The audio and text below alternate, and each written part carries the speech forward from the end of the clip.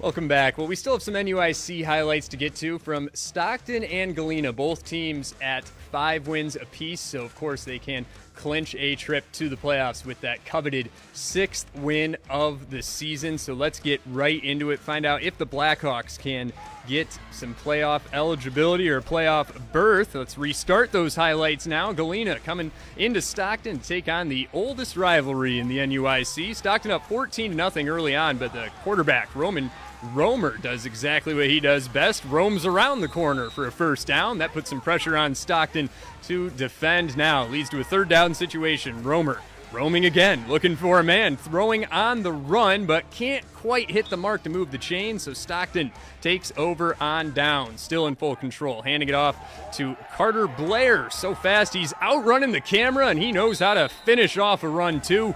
That sets up this double fake, leading to a Mark Detweiler touchdown. Don't even know how he got in there. That's how good that play was schemed up.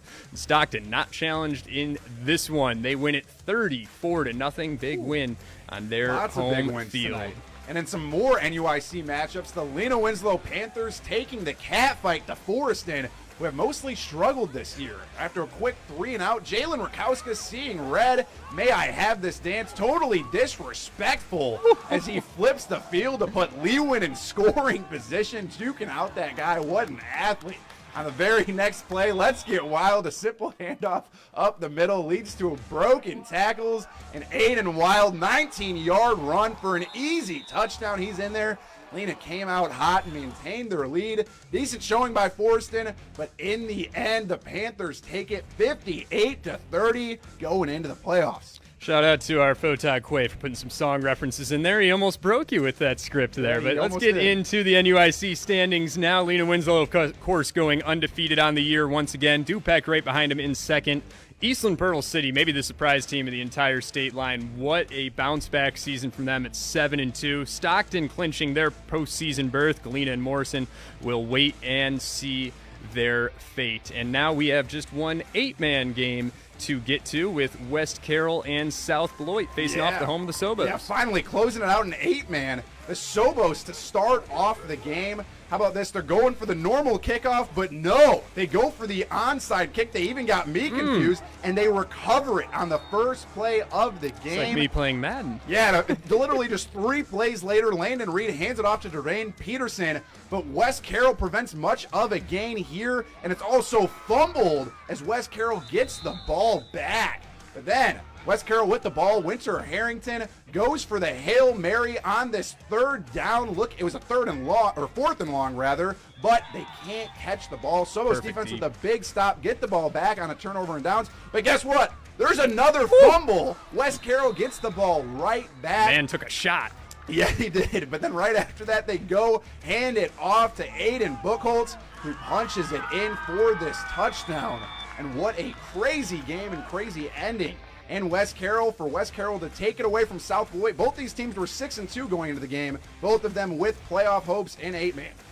Nice win for West Carroll. And now we just got to go back to our play of the night, and we have got to give it to Messiah Tilson, the junior out of Guilford. I mean, just look at this play. How does he get out of this? I've watched it probably 5 times now. I still can't figure out how he got there. You want to watch it one more time? You're not going to be able to figure out how he got out. All 11 guys on the defense are there. Defense. And he just pops out. That's D1 talent right there. That's D1 talent. That's why he's got an offer from Mizzou. That's why he's got 5 Division I offers in just his junior year. Known for his speed, but hard man to tackle too, apparently, because that is just an absolutely incredible play and just a great final week of the regular season. We're still going to have a show next week as well, because we're going to have plenty of Friday night playoff games, and you're going to have to start getting to work for tomorrow night with all of our brackets being revealed. That's going to be at 8 o'clock on WSLN channel 19.2. That's going to be where all the matchups are revealed. And to just sum everything up, Josh is going to have you covered in sports at 10 o'clock for all of our state line teams and who they're matching up against. It's going to be a great postseason. Oh, yeah. And, I mean, it's just so bittersweet that the regular season has already come to an end. But tomorrow night, you guys better be ready for those matchups and the seeding, because it's going to be a fun playoff season. A bunch of teams from the area in the state line that have some big playoff hopes of making a run. There's a lot of teams teams that could make it all the way to state, and I just can't wait to see how it all shakes out. But we'll have to wait until next week to see the highlights from that, and tomorrow night to figure out what the matchups will be. And that is all the time we have for tonight. For Josh Reisig, I am Eric Raver. Thank you so much for joining us throughout this entire regular season, and we will see you next week for round 1 of the playoffs.